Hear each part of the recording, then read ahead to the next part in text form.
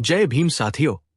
Equality and justice Patiala YouTube channel से मैं engineer Hardeep Singh चुंबर आपके साथ भारत सरकार के द्वारा पब्लिश करे डॉक्टर बाबा साहेब आम्बेडकर के लेखन और भाषण की किताब के खंड 11 में से बुद्धा एंड हीज धम्मा की रचना के वीडियो का आज हम एक नया video number 10 the Buddha and his Dhamma Siddhartha और यशोधरा का विवाह डॉक्टर B.R.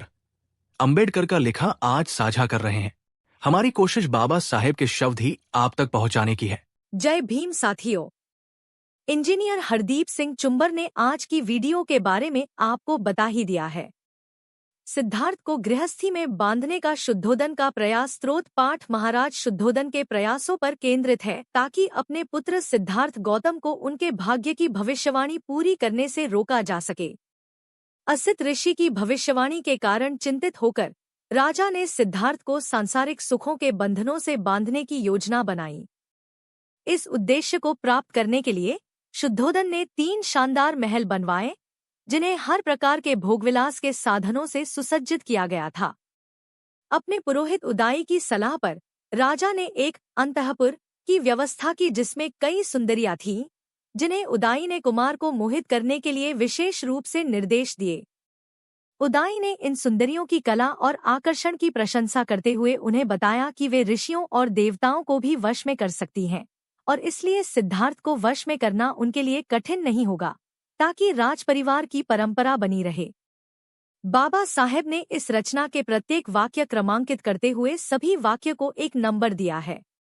तो आओ पहले सुनते हैं बाबा साहेब ने क्या लिखा है, उसके बाद उस पर खास चर्चा सुनेंगे। Doctor Babasaheb Ambedkar writings and speeches के खंड संख्या 11 का पाठ है बुद्ध और उनका धम्म। इसके लेखक भी है बाबा साहेब। आज की वीडियो का पाठ क्रम नंबर 9 पुत्र के संरक्षण के लिए पिता की योजना। 1 राजा प्रसन्न था कि पुत्र का विवाह हो गया और वो गृहस्थ बन गया, किंतु साथ ही असित ऋषि की भविष्यवाणी भूत की तरह उसका पीछा कर रही थी।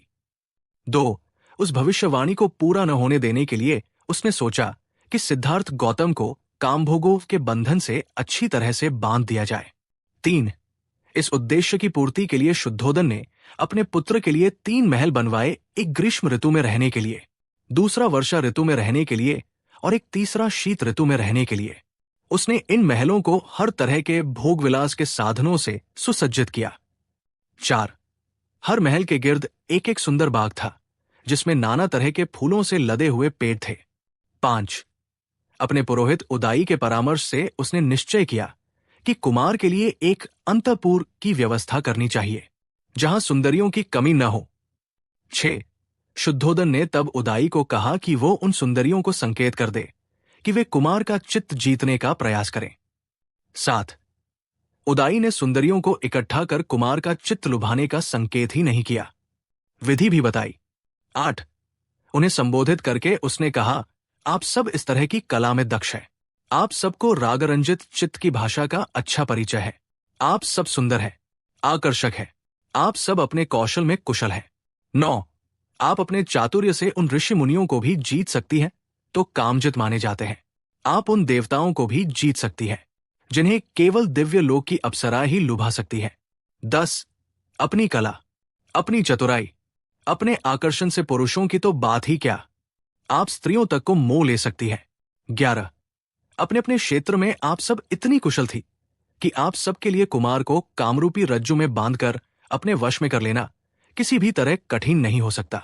12 नवागत वधुओं को जिनकी आंखों पर लाज शर्म का पर्दा पड़ा रहता है तो ये शोभा देता है कि वे संकोच से काम ले, आप सबको नहीं।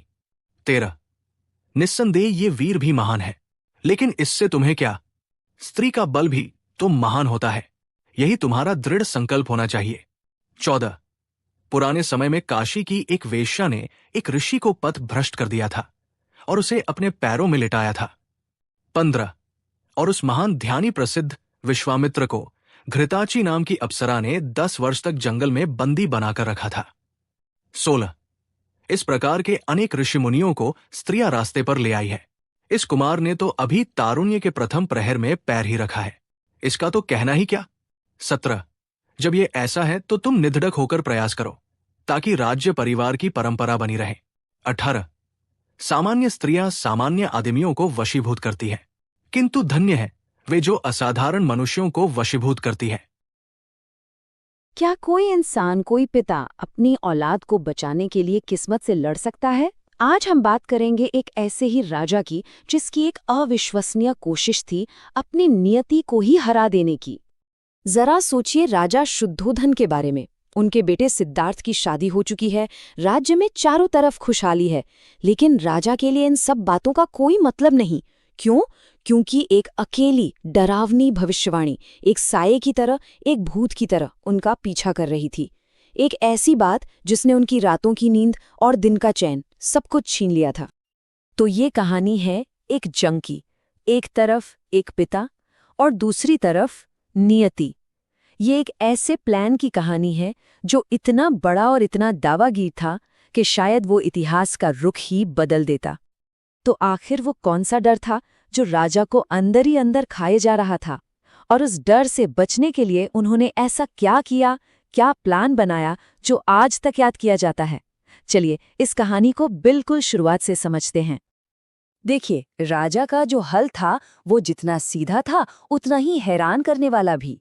उनका मानना था कि अगर वो अपने बेटे को काम भोग में, यानी कभी न खत्म होने वाले ऐशो आराम और सुख सुविधाओं में पूरी तरह से डुबो दें, तो सिद्धार्थ को कभी भी महल से बाहर की दुनिया देखने की इच्छा ही नहीं होगी। और इसी सोच के साथ दुनिया के सबसे आलीशान कैदखाने का बनना शुरू हुआ। ये लोहे की सलाखों वाली कोई जेल नहीं थी, नहीं, ये एक सोने का पिंजरा था जिसे सिर्फ और सिर्फ खूबसूरती और ऐशो आराम से बनाया गया था, ताकि दुख का एक छोटा सा कतरा भी अंदर ना आ सके। और ये पक्का करने के लिए कि उनके बेटे को हकीकत की जरा सी भी आंच न लगे, राजा ने सारी हदें पार कर दी। उन्होंने एक नहीं, दो नहीं, बल्कि 3 अलग-अलग शानदार महल बनवाए। हर महल अपने आप में एक अजूबा था, जो एक खास मौसम के हिसाब से बनाया गया था। एक महल गर्मियों के लिए, दूसरा बारिश के मौसम के लिए और तीसरा कड़ाके की सर्दियों के लिए। मकसद बस एक, एब्सोल्यूट परफेक्शन। सिद्धार्थ को कभी जरा सी भी तकलीफ न हो, बस चारों तरफ अंतहीन, कभी न खत्म होने वाला सुख हो। ये परफेक्शन का एक ऐसा बुलबुला था जिसे बड़ी ही सावधानी से बनाया गया था। महल के अंदर सिर्फ खूबसूरती थी और दीवारों के बाहर हरे भरे बाग फैले थे, जहां हर पेड़, हर फूल को एक आदर्श दुनिया बनाने के लिए ही लगाया गया था। ये भरम पूरी तरह से मुकम्मल था। लेकिन सिर्फ महल और बाड़ीचे एक नौजवान के दिल और दिमाग को कैद नहीं कर सकते थे। राजा ये बात अच्छी तरह से जानते थे। असली लड़ाई जिस्म की नहीं बल्कि मन की थी, और इसके लिए उन्हें एक इंसानी हथियार की जरूरत थी। और इसलिए अपने सबसे भरोसेमंद सलाहकार पुरोहित उदाई की सलाह पर राजा ने अपने प्लान के सबसे अहम हिस्से पर काम शुरू किया। उन्होंने एक अंतःपुर बनवाया, एक खास इनर कोर्ट जिसमें राज्य की सबसे खूबसूरत, सबसे हुनरमंद और सबसे आकर्षक युवतियों को चुना गया। अब इसे कोई मामूली शाही दरबार मत समझिएगा, ये तो एक खास सेना थी जो लुभाने की कला में माहिर थी।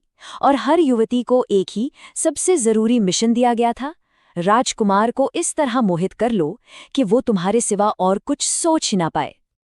लेकिन इन युवतियों को यूं ही मिशन पर नहीं भेज दिया गया, नहीं। पहले इस पूरी योजना के मास्टरमाइंड पुरोहित उदाई ने उन सभी को इकट्ठा किया और उन्हें दी लुभाने की कला पर एक मास्टर क्लास। उदाई का ये उपदेश मनोविज्ञान का एक शानदार नमूना था। उन्होंने कोई हुक्म नहीं दिया बल्कि तारीफ से शुरुआत की। उन्होंने कहा, अपने हुनर से तुम उन महान ऋषियों को भी जीत सकती हो जो अपनी इंद्रियों के स्वामी माने जाते हैं। मतलब उन्होंने पहले उन्हें उनकी अपनी ताकत का एहसास दिलाया। उन्होंने उनका आत्मविश्वास और बढ़ाया। उन्हें याद दिलाया कि उनका आकर्षण इतना शक्तिशाली है कि वो देवताओं को भी लुभा सकती हैं, यहाँ तक कि दूसरी औरतों को भी मंत्रमुग्ध कर सकती हैं। तो फिर उनकी तुलना में एक अकेला राजकुमार क्या था? और जब उनका आत्मविश्वास आसमान पर था, तब उन्होंने उन्हें उनका मिशन दिया। उन्होंने कहा, तुम्हारा लक्ष्य है राजकुमार को कामरूपी रस्सी की एक ऐसी गांठ में बांधना जो कभी न टूटे। और ये साबित करने के लिए कि ये काम मुमकिन है, उन्होंने कहानियां सुनाई। उन्होंने काशी की उस वेश्या की याद दिलाई जिसने एक बड़े ऋषि को अपने पैरों पर झुकने पर मजबूर कर दिया था, और उस अप्सरा की कहानी सुनाई जिसने सबसे महान तपस्वियों में से एक को 10 साल तक अपना बंदी बनाए रखा था। उन्होंने इतिहास से प्रेरणा दी और आखिर में उन्होंने उन्हें प्रेरणा का सबसे बड़ा डोज दिया। उन्होंने कहा कि एक आम आदमी को वश में करना तो कोई बड़ी बात नहीं, लेकिन एक असाधारण आदमी पर विजय पाना, ये एक सम्मान की बात है, एक ऐसी उपलब्धि जो उन्हें धन्य बना देगी। उन्होंने उनके कर्तव्य को एक शानदार मकसद में बदल दिया। तो इस तरह सारी तैयारी पूरी हो चुकी थी। सोने का पिंजरा तैयार था और लुभाने वाली सेना को उनका मिशन भी समझाया जा चुका था। अब मंच तैयार था एक सचमुच असाधारण चुनौती के लिए। जरा इस योजना की चालाकी और बेबसी दोनों को देखिए। ये एक 3 तरफा हमला था। पहला, महलों के जरिए फिजिकल कंट्रोल। दूसरा, अंतःपुर के जरिए साइकोलॉजिकल बॉन्डेज यानी मनोवैज्ञानिक बंधन। और आखिर में उदाई के उपदेश के जरिए मॉरल जस्टिफिकेशन, ताकि मिशन पर भेजे गए लोग पूरी तरह से प्रेरित रहें। जरा सोचिए इस बारे में। एक पिता अपने बेटे की किस्मत को बदलने के लिए इतना बेताब था कि उसने अपने पूरे राज्य के संसाधन लगा दिए, सब कुछ सिर्फ इस विशाल मकसद के लिए।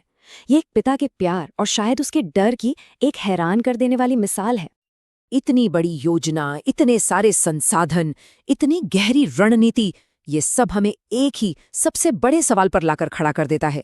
एक ऐसा सवाल जो हमेशा से पूछा जाता रहा है, क्या कोई भी प्लान, चाहे वो कितना भी शानदार क्यों ना हो, कभी नियति से बड़ा हो सकता है? आज हमारे पास स्रोतों का एक बहुत ही दिलचस्प ढेर है। ये एक पिता की अपने बेटे के भविष्य को लेकर बनाई गई एक हैरत अंगेज योजना के बारे में है। हैरत अंगेज तो है ही। सोचिए, एक राजा है, अपने बेटे की शादी से खुश तो है, पर एक पुरानी भविष्यवाणी की वजह से उसके मन में एक गहरा डर बैठा हुआ है। और ये डर इस बात का है कि उसका बेटा, मतलब उसका इकलौता वारिस, कहीं राजपाट छोड़कर साधु न बन जाए। तो ये कहानी सिर्फ एक बाप बेटे की नहीं है, ये एक शक्तिशाली राजा की कहानी है जो अपनी पूरी ताकत, अपनी पूरी सल्तनत नियति को झुकाने में लगा देता है। बिल्कुल, आज हम इसी योजना की परतों को जरा खोल कर देखेंगे। राजा शुद्धोधन ने ऋषि असित की भविष्यवाणी को गलत साबित करने के लिए क्या-क्या नहीं किया। भविष्यवाणी तो यही थी कि उनका बेटा सिद्धार्थ गौतम या तो एक महान राजा बनेगा या फिर एक महान त्यागी, और राजा के लिए दूसरा विकल्प किसी बुरे सपने जैसा था। तो आज हम यही समझने की कोशिश करेंगे कि इस भविष्यवाणी को रोकने के लिए राजा ने जो जाल बिछाया वो कितना बड़ा और कितना गहरा था। इसमें सिर्फ ऐशो आराम ही नहीं, बल्कि इंसानी मनोविज्ञान का भी बड़ा बारीक इस्तेमाल हुआ। चलिए इसी सवाल से शुरू करते हैं। राजा शुद्धोधन की उस वक्त की मानसिक हालत को समझना जरूरी है। जैसा कि स्रोत बताते हैं, उनके दिल में 2 भावनाएं एक साथ लड़ रही थीं। एक तरफ बेटे की शादी की खुशी और दूसरी तरफ भविष्यवाणी का डर। और अक्सर डर खुशी पर हावी हो जाता है। हाँ, और जब एक राजा डरता है तो वो साधारण कदम नहीं उठाता। उसका हर फैसला बड़ा होता है, असाधारण होता है। तो राजा को लगा कि ये जो त्याग या वैराग्य का ख्याल है, ये मन में आता कब है? सही बात है। ये ख्याल तभी आता है जब इंसान दुख, पीड़ा या किसी तरह की कमी महसूस करता है। तो उन्होंने एक ऐसा प्लान बनाया जिससे सिद्धार्थ की जिंदगी में इन चीजों की परछाई तक न पड़ सके। और उनका समाधान था सिद्धार्थ को काम भोगों में, यानी दुनिया के हर सुख में पूरी तरह से डुबो देना। आइडिया बहुत सिंपल था। अगर किसी को हर वो चीज दे दी जाए जो वो चाह सकता है, तो वो कभी उन चीजों के बारे में सोचेगा ही नहीं जो उसके पास नहीं है। एक तरह का मनोवैज्ञानिक नियंत्रण। लेकिन इसे लागू करना बिल्कुल भी सिंपल नहीं था। नहीं, बिल्कुल नहीं। ये सिर्फ कुछ खिलौने देने जैसा नहीं था। ये तो एक पूरी की पूरी नकली दुनिया बनाने जैसा था, एक परफेक्ट बबल। और ये योजना कितनी भव्य थी।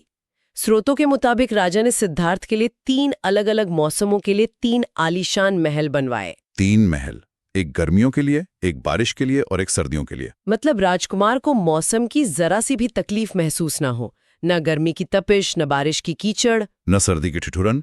ये सिर्फ सुविधा नहीं थी, ये एक सोची समझी रणनीति थी। और जरा इस योजना के पैमाने के बारे में सोचिए। हर महल के चारों तरफ खूबसूरत बाग, जिनमें हर मौसम में फूल खिले रहे, फव्वारे, तालाब, हर वो चीज जो आंखों को सुकून दे। इसका मकसद ये था कि सिद्धार्थ की नजर जहां तक जाए उन्हें सिर्फ खूबसूरती और खुशी ही दिखे। कोई मुरझाया हुआ फूल नहीं, कोई सूखा पत्ता नहीं, हर चीज परफेक्ट। बिल्कुल, एक तरह का सुनहरा पिंजरा बनाने जैसा था ये। पर यहीं पर एक सवाल उठता है, जब आप किसी के लिए दुनिया को इतना परफेक्ट बना देते हैं, तो क्या आप अनजाने में उसे उस असली अपूर्ण दुनिया के लिए और ज्यादा जिज्ञासु नहीं बना रहे जिसे आपने छिपाया है? यही तो इस योजना का सबसे बड़ा विरोधाभास है। एक सुनहरा पिंजरा चाहे कितना भी बड़ा और खूबसूरत क्यों ना हो, होता तो पिंजरा ही है। जब आप किसी को दुख या तकलीफ से बचाने के लिए एक दीवार खड़ी करते हैं, तो वो इंसान दीवार के पार देखने के लिए और बेचैन हो जाता है। राजा का मानना था कि अगर सिद्धार्थ दुख, बुढ़ापा, बीमारी या मौत को देखेंगे ही नहीं, तो उनके मन में जीवन को लेकर गहरे सवाल उठेंगे ही नहीं। लेकिन शायद यही कोशिश अनजाने में उन सवालों को और गहरा कर रही थी। भौतिक रूप से तो एक अभेद्य किला बना दिया गया था, पर इंसान का मन मन तो दीवारों और बागों में कैद नहीं होता। और शायद राजा शुद्धोधन ये बात अच्छी तरह जानते थे। अच्छा। हाँ, इसीलिए उन्होंने अपनी रणनीति का दूसरा और शायद सबसे शक्तिशाली हिस्सा तैयार किया। उन्हें पता था कि असली लड़ाई सिद्धार्थ के मन के अंदर लड़ी जानी है। और यहीं पर कहानी में एंट्री होती है उनके पुरोहित उदाई की। बिल्कुल, उदाई सिर्फ एक पुजारी नहीं थे, वो राजा के सबसे चतुर सलाहकार थे, एक रणनीतिकार। तो राजा ने उदाई से सलाह की और तय हुआ कि राजकुमार के लिए एक अंतःपुर की व्यवस्था की जाए। एक ऐसी जगह जहां राज्य की सबसे खूबसूरत, सबसे कलावान स्त्रियां हर पल राजकुमार का मनोरंजन करें, उनका मन बहलाएं।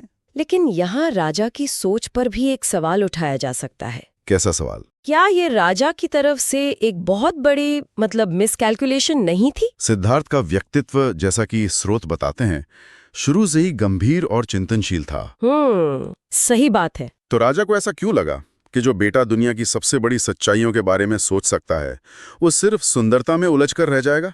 शायद वो अपने बेटे के चरित्र को पूरी तरह समझ ही नहीं पाए। ये एक बहुत अच्छा पॉइंट है। शायद डर में इंसान तर्क से ज्यादा उम्मीद पर भरोसा करने लगता है। हो सकता है। खैर, योजना बन चुकी थी।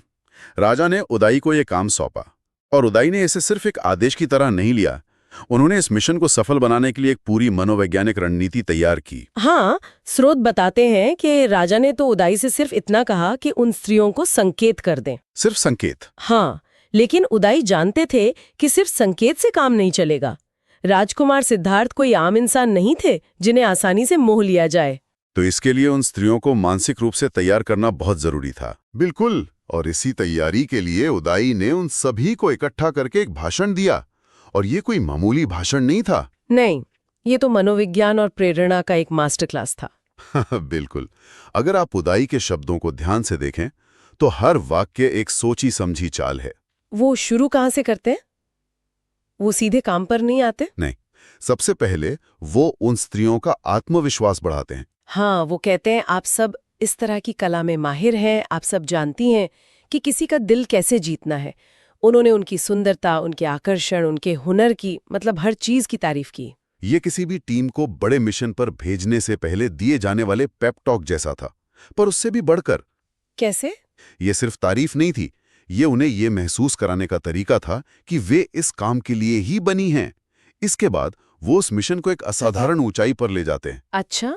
वो कहते हैं कि तुम्हारा हुनर इतना कमाल का है कि तुम उन ऋषि मुनियों को भी जीत सकती हो जिन्होंने अपनी इंद्रियों पर काबू पा लिया है। यहाँ तक कि तुम देवताओं को भी लुभा सकती हो। हाँ, अब सोचिए, ये सुनकर उन स्त्रियों को कैसा लगा होगा। उनका काम अब सिर्फ एक राजकुमार को रिझाना नहीं रह गया था। उदाई ने उनके सामने एक ऐसी चुनौती रख दी थी जो लगभग असंभव लगती थी। और फिर उन्हें ये विश्वास दिलाया कि वो इसे पूरा कर सकती हैं। ये उनके अहंकार को एक सकारात्मक दिशा देने जैसा था।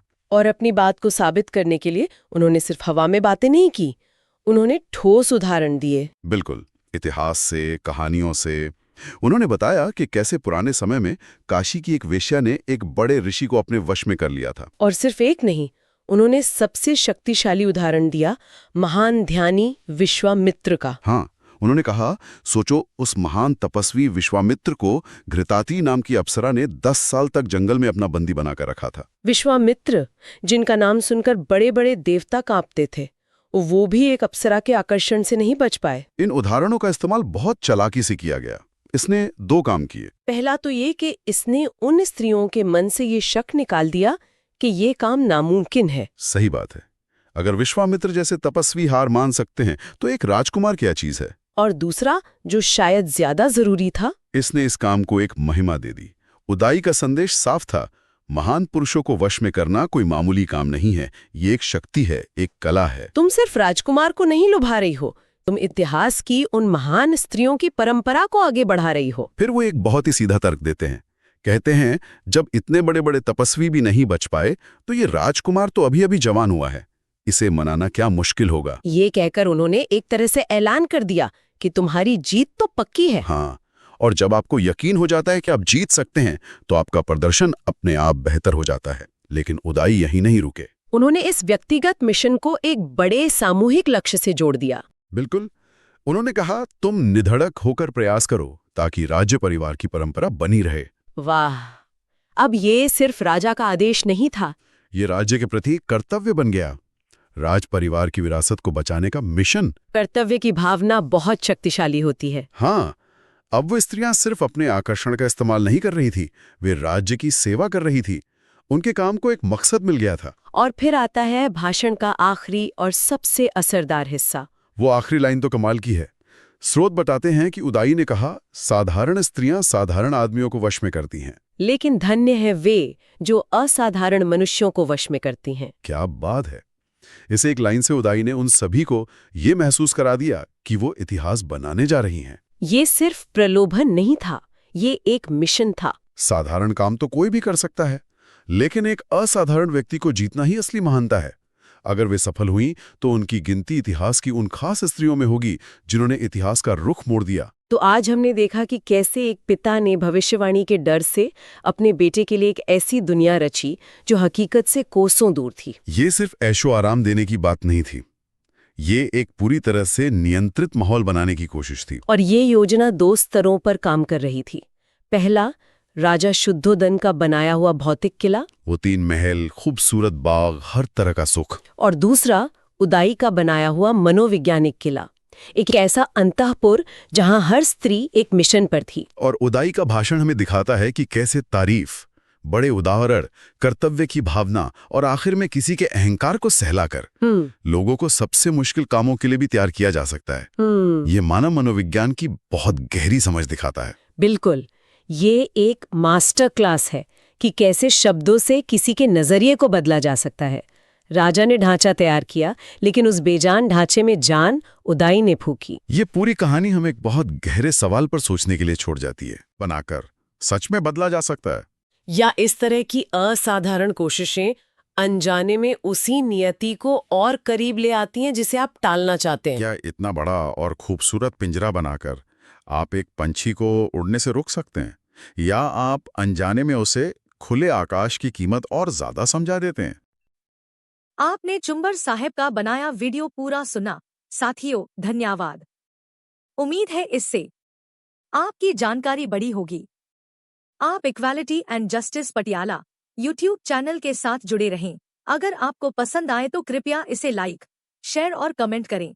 हम रोजाना नॉलेज ऑफ कॉन्स्टिट्यूशन और बुद्धा एंड हिज धम्मा और बाबा साहेब के भाषण रोजाना साझा करते हैं। कृपया इस वीडियो को उनके साथ साझा जरूर करें। आपके पास वीडियो पहुंचती रहे तो आप चैनल को सब्सक्राइब जरूर करें। अब हमें अनुमति दें। जय भीम, जय भारत, जय संविधान। Please take care your own self.